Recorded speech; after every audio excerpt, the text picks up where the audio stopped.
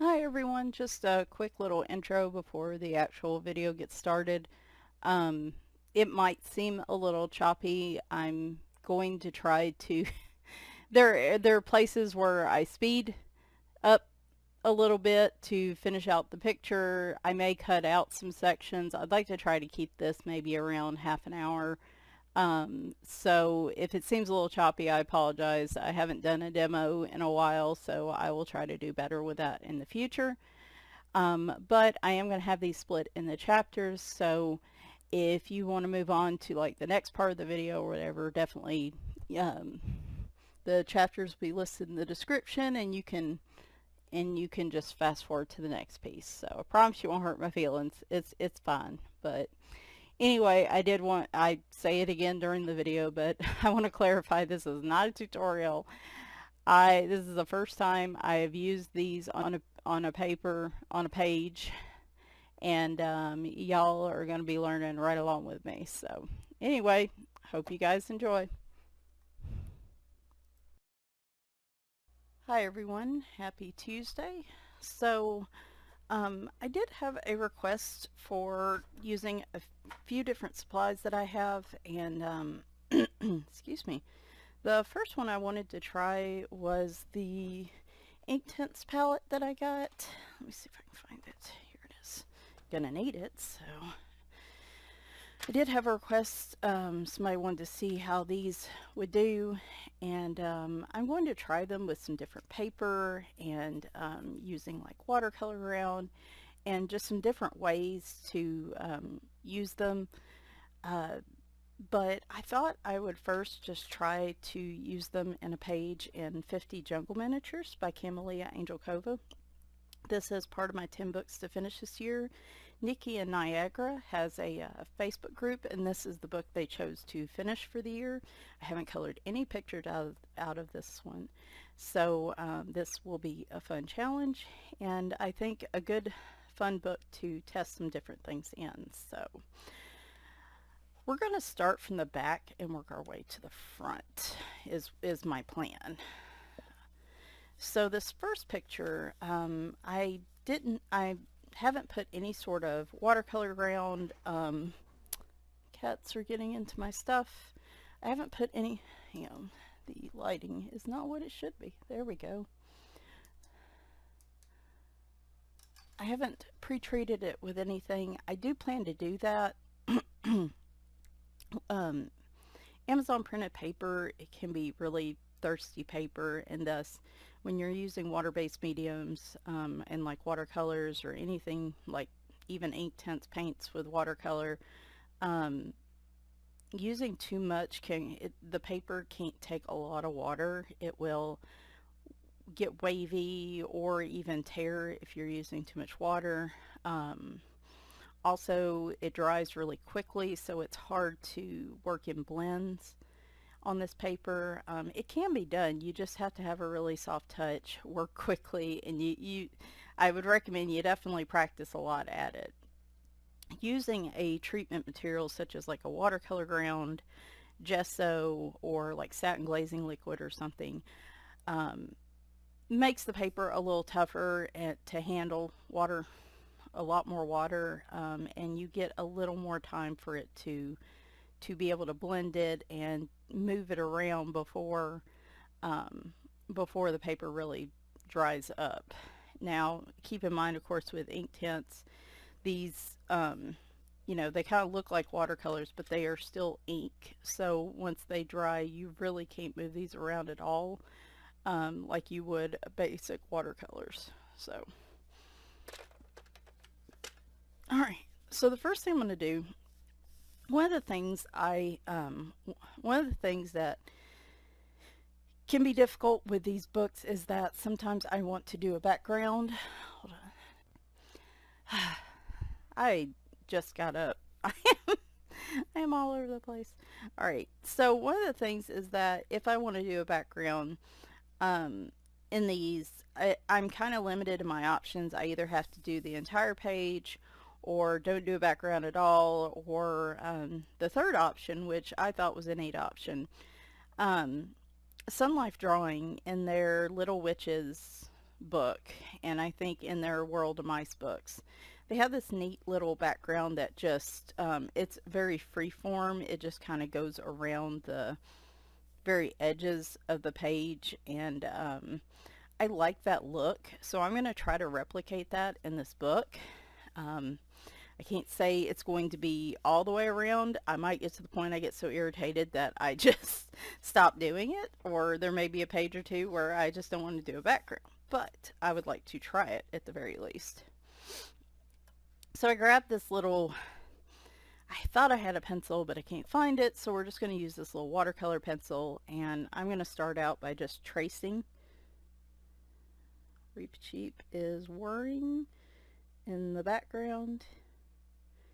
Now it basically just kind of gently curves around. He's a whirring and burring today. Yes, he is.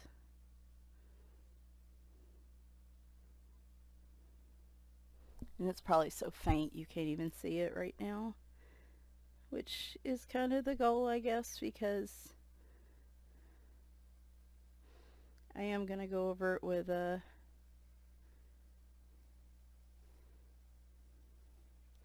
probably my Faber-Castell water-based marker. Now the only problem is over here on the side it gets a little, might get a little tight. It's not as wide of a circle, but I think that's pretty even. Alright, so let me grab that. Gee, Michelle, maybe you grab everything you need before you start. Oh, I know why, because it's in a different place. I'm trying to reorganize my office, and I'm still not used to where I put everything.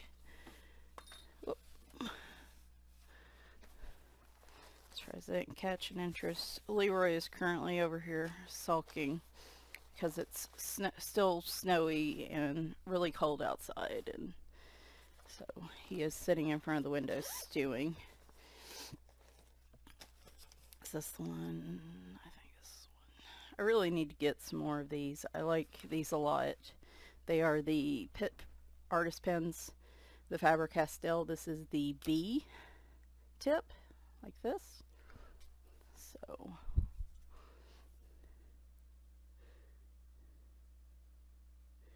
now, is this going to be perfect? Probably not, because my hands are very shaky and I'm not very good at a smooth curve.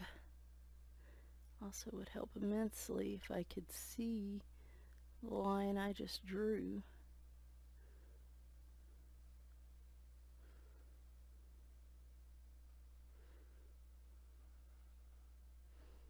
Alright.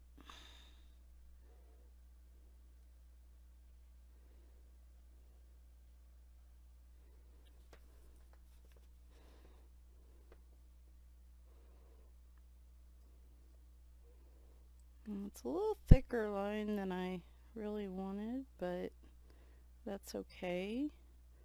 For my next one, I will probably use a thinner, maybe one of my micron pens.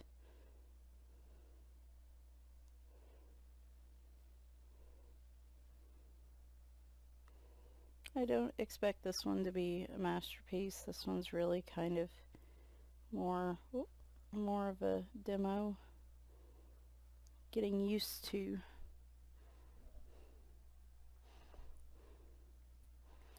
using these.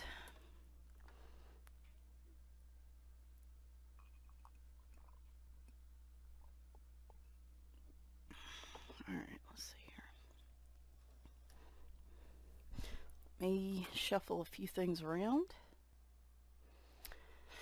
So I think we're going to go with violet for the background, and Yeah, genius me just realized I probably shouldn't have used a water-based marker on the edges if I'm about to put water on the paper.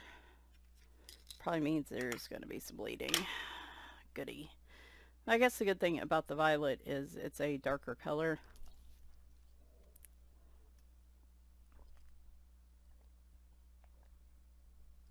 So maybe if I'm careful it won't be too bad. Alright. So yeah, this 24 palette set comes with 24 colors. And I went ahead and just swatched them on my own little piece of cardstock. I didn't put the names on them. I really should. But I'm going to use this violet right here as the background, I think. That's the fourth one down. Actually, I should have already put some water on that to give it a few minutes. So I'm probably going to stick with mostly, I think, traditional colors on this one, since we're just kind of playing around with the supply. I probably won't get too wacky on the colors. Now, one of the main reasons I got the, there we go. One of the reasons I got the palette, I do have the Inktense pencils, but the palette mostly is to help me with big backgrounds like this, so that I don't have to use pencils on them. So like the bigger areas like this.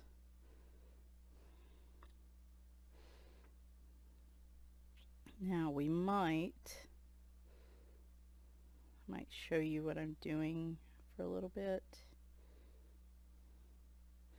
And then, I don't know, I might speed it up or something, because I am very slow when I do this.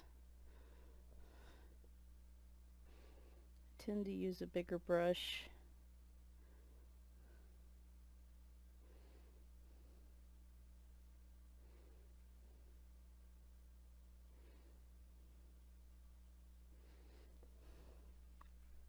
Now, like I said, this is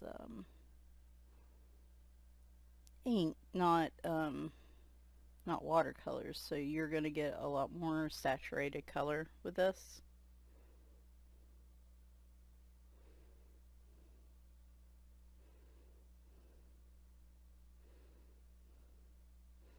You can tell it is already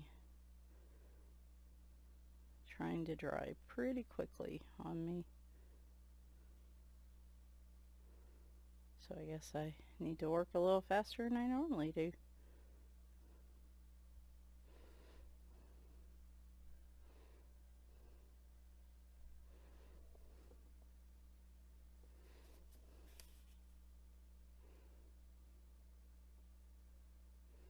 Now my experience using like free form watercolors and Inktense like this and stuff, you're going to get kind of a patchy look on this paper. It's just kind of the way it goes. But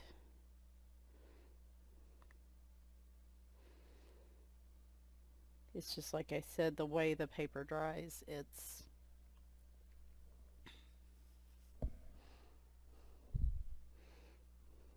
and the type of paper it is, it's going to look a little splotchy. You're not going to have a super smooth finish. And this is one of those do as I say, not as I do things. You saw me go back over a little bit of it. I wouldn't recommend doing that. The Inktense, the cool thing about Inktense is that you can layer upon it. So, but what I would do is wait for the layers to dry if you're not using any sort of treatment on the paper and you keep going over and over it, the paper will tear because it is just not a high enough GSM to really handle multiple layers of water to start. You would want, in this case, like once I get done with this, see, I'm doing exactly what I told you not to do.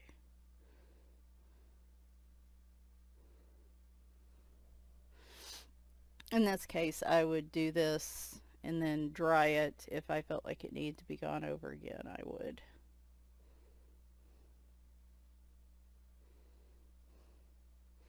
So like I said, the way it's drying, it's not necessarily the fault of the Inktense, it's just this is the type of finish you're going to get on this paper. Because it just soaks up so quickly, and you can see all the little white spots that come up.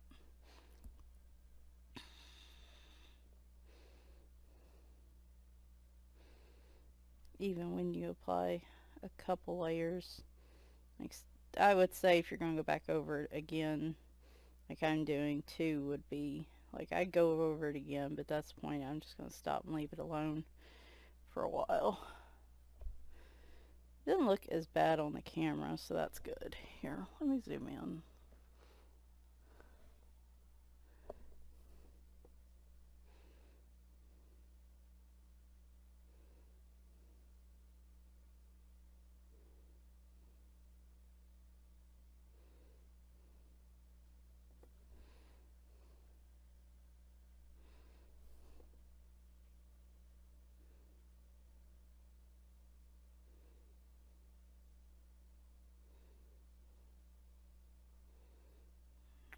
There we go. I am using an Arteza water brush pen. I'm not really squeezing it though. I'm just, when I squeeze it, I add a drop or two to the actual palette square, and then I go over here and kind of wipe off the brush that way. That is, I'm not squeezing the brush at all when I'm applying it. I'm just using that little bit of water that was in the pan. So theoretically, I could use a watercolor brush right here and it would be fine. You can't see what I'm doing. I'm just lazy and I don't feel like going to get it. And this is doing what I need it to do, so. And it could naturally be just bleeding out just a little bit of water as I'm using it, so. Okay, let's just stick up here for the moment. And then since the camera zoomed in, you can't see the whole picture, so. And I'll get better at my little edgings. Just like I said, this was kind of my first attempt. In retrospect, I probably should have made it a little bit larger on the edges. Just to give me a little more room.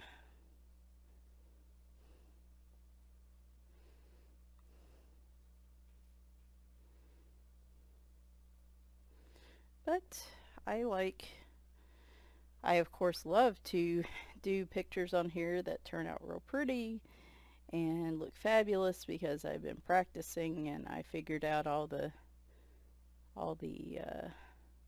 tips and tricks. But I don't know, sometimes I think trying something on here and just showing you guys, like, not knowing how it's going to wind up, showing you guys like whoopsies and things I learn along the way, I think that can be helpful too.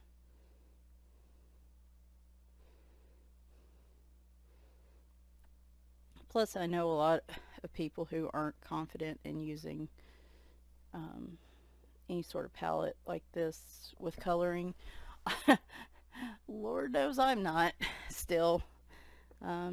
Each time I do it and I get in the groove of it, I'm like, oh gosh, I love doing this, and I'll do a few pictures, and then I get sidetracked on something else or using something else. And when I come back to it, it's almost like I lose whatever confidence I had in my ability to use it.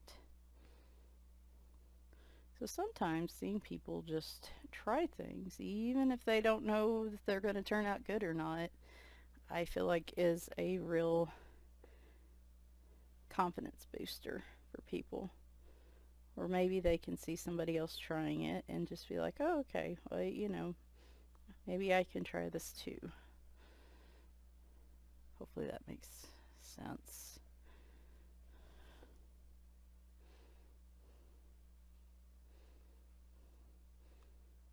That's why I don't call these tutorials. These are more demos. Now, I have not really had to use that much of this pan at all so far, so I have a feeling these are going to last a pretty good long time.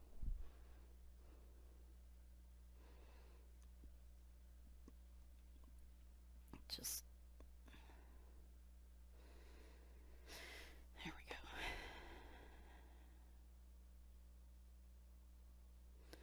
Like, I don't know how, we might try it on some of the flowers and the leaves and stuff.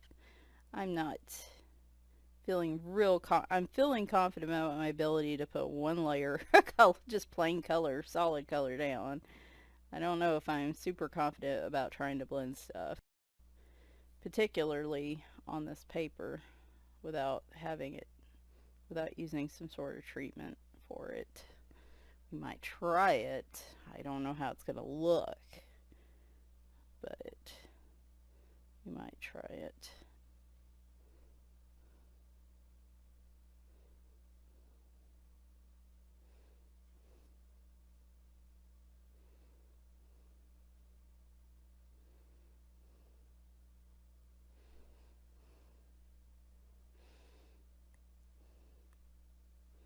If I'm not keen on it,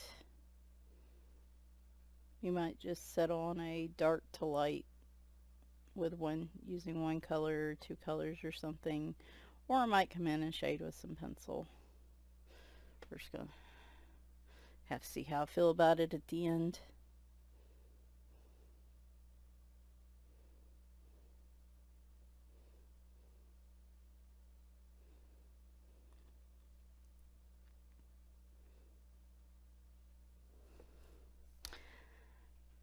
I think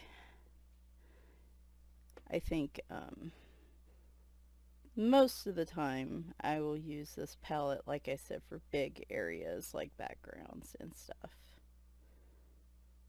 because pencils feel like they get real tedious when I have to use them over large areas. Alright, there is the background.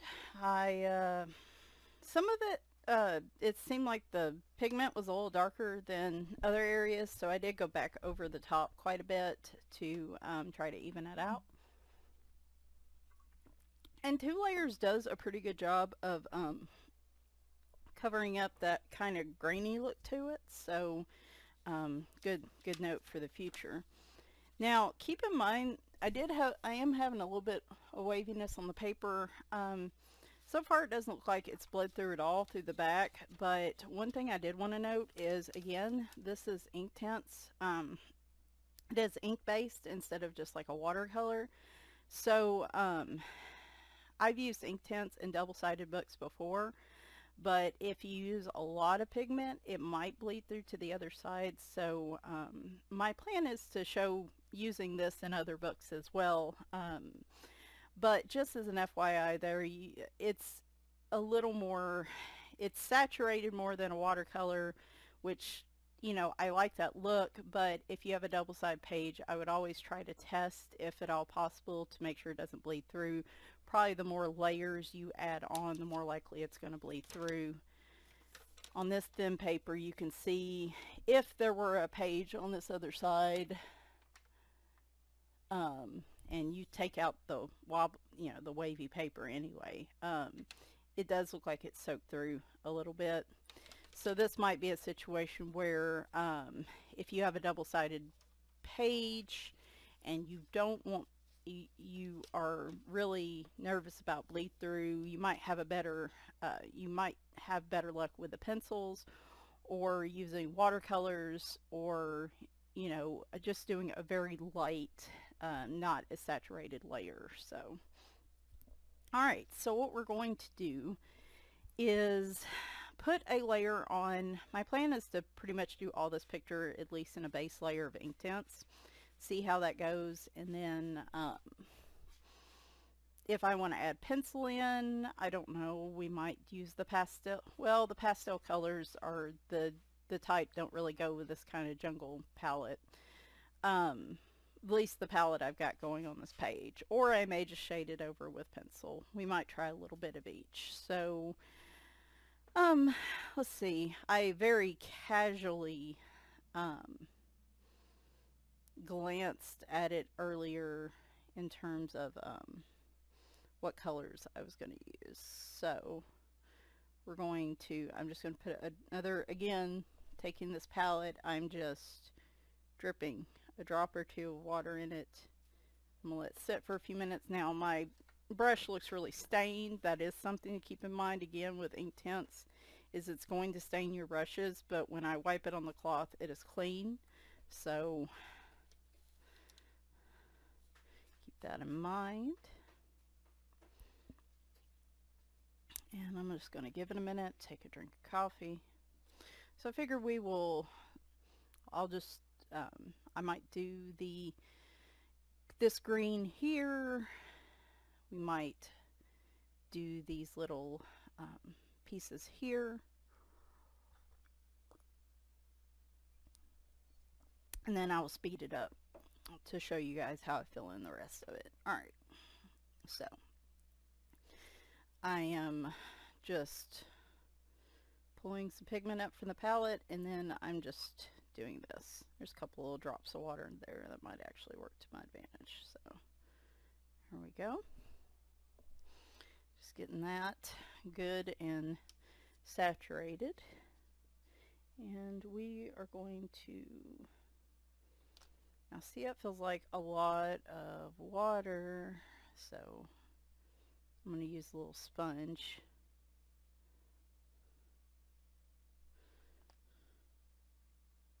Actually, it's okay for the first layer.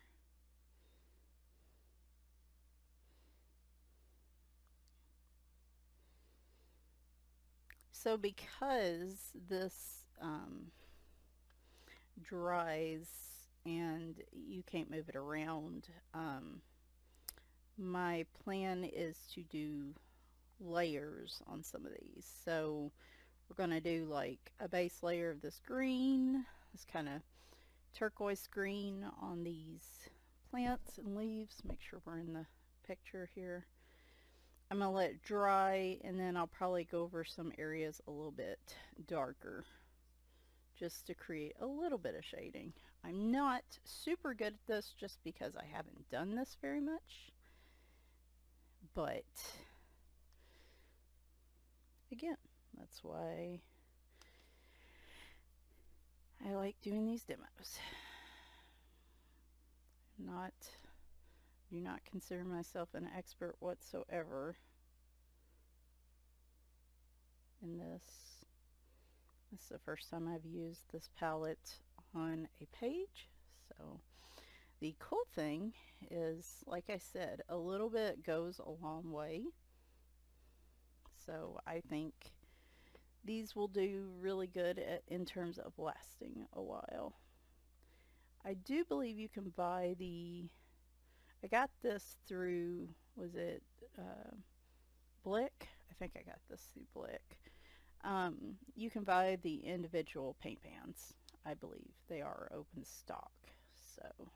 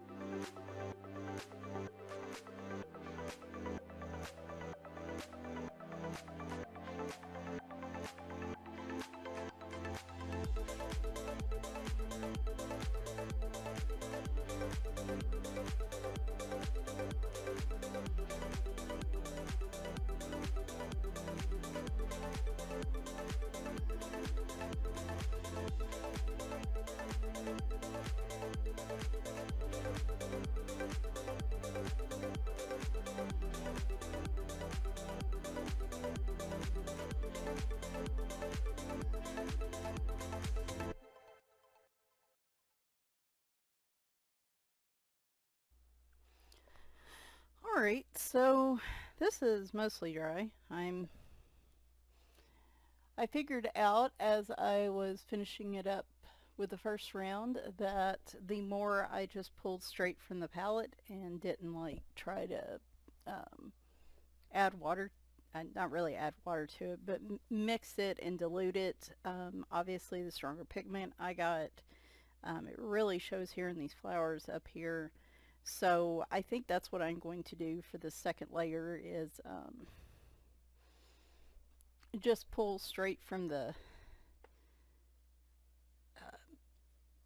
palette with a few exceptions. So I'm going to go down to these flowers. I would like to do another layer on them.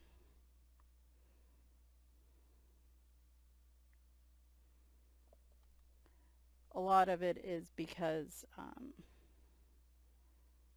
it looks like there is an outline on some of them just because of how the paint dried.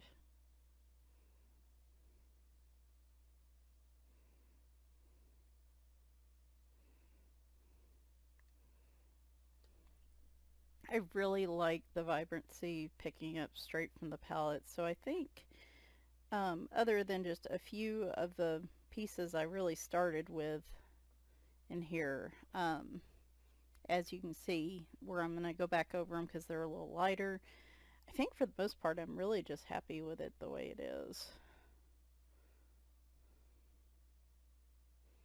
I think it's pretty good for a first attempt. So let me pull straight from the palette for this color. This is the fuchsia.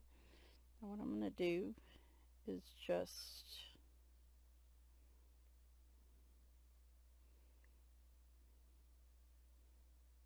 create just a little bit more of a pigment right around where that line's at. So like kind of just a deeper color shadow. I don't know how well this will translate once it dries, but I figure why not try it, right?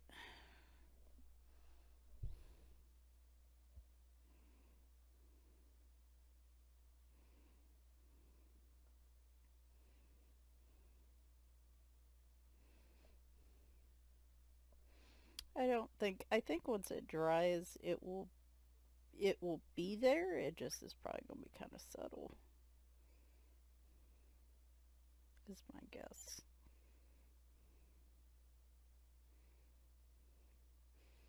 And again, I could probably continue to add more layers and things like that, but I'm happy enough with it as is.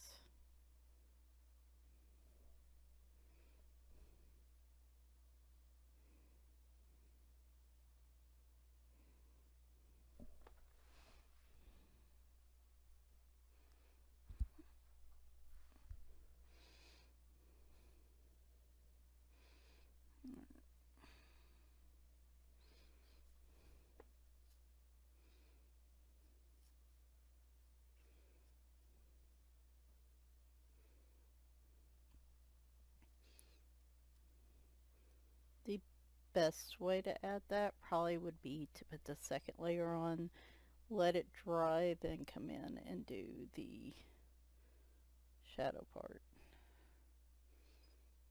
That'd probably be the best way to actually see this. This I definitely need more practice with.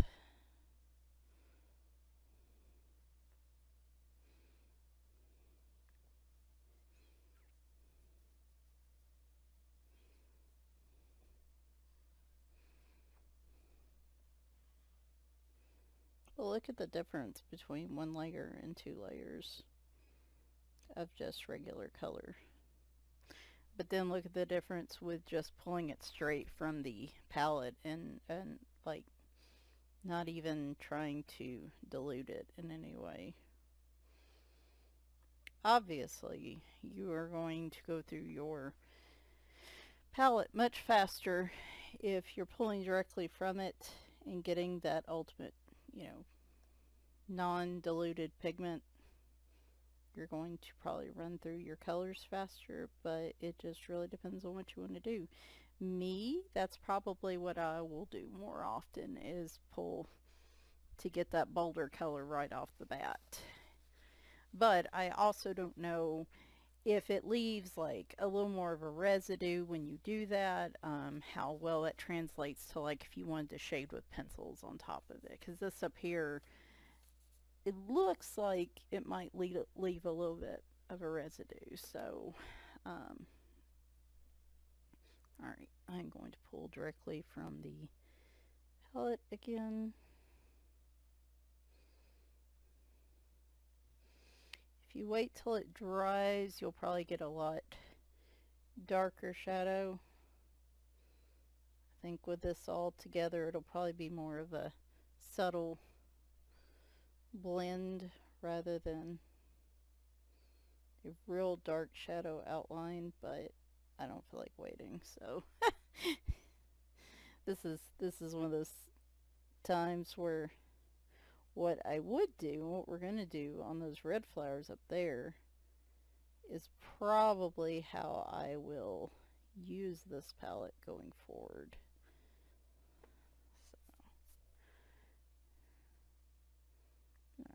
So, alright. There. Like I said, hang on.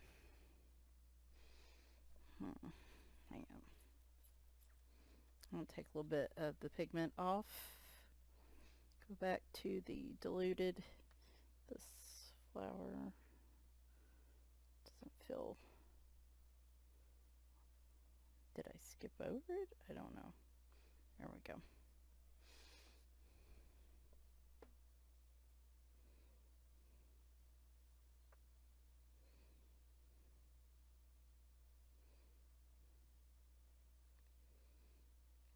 But yeah, as you can see, I am making oops left and right. I am probably doing things in a different way than should be done, but again, this is why I like doing these demos. We're just kind of playing. So with this green, I'm going, no, that's not the right green. Crap. Well, that's alright. That's alright. We need that green anyway.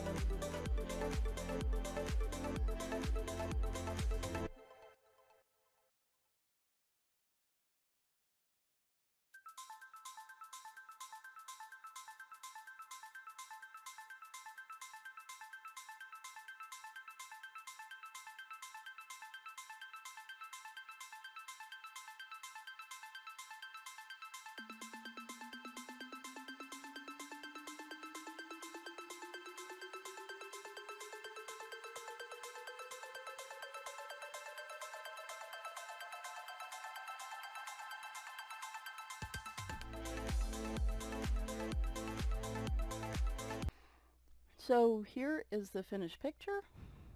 I ended up off camera just because this video is running longer than I planned. Went ahead and just jazzed it up a bit. I added in some diamond stickles to the flowers up here and then to the flowers down here.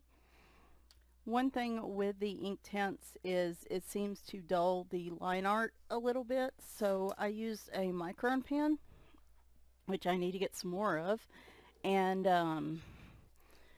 outlined the, I'm calling it a toucan, outlined the toucan, and I went ahead and also re-outlined the animals just to sharpen them up a little bit. And then for the rest of it, I just use gel pen, uh, dual metallic, and like the sparkle pop pens to outline the different leaves. And then I put glossy accents on the eyes, which I don't know if you can see real well.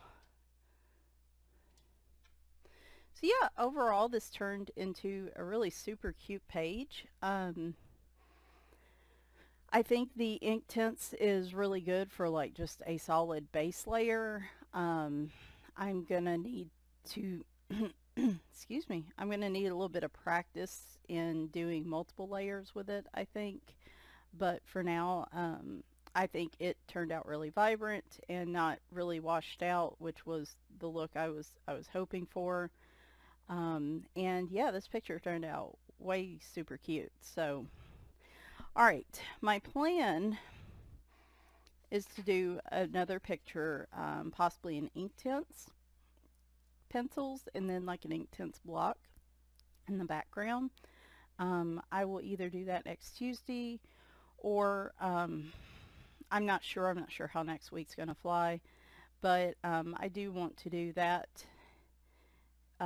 to compare to this, just to see what the difference might be. And so yeah, we'll see how that goes for the rest of the week. Friday may just be a flip through of one book. I would consider it kind of a new release. Alexandra Franzese has started self-publishing herself on Amazon. So I picked up one of her newer books, the Cute Magical Coloring Book. I may do that one actually tomorrow. I may do that flip through tomorrow. And then Saturday, as of right now, my plan is to do another coloring book live stream giveaway. I have another stack where I'm redoing, organizing my room. I really want to get rid of this stack. I'm going to count how many shipping envelopes I have. That's how many we're giving away.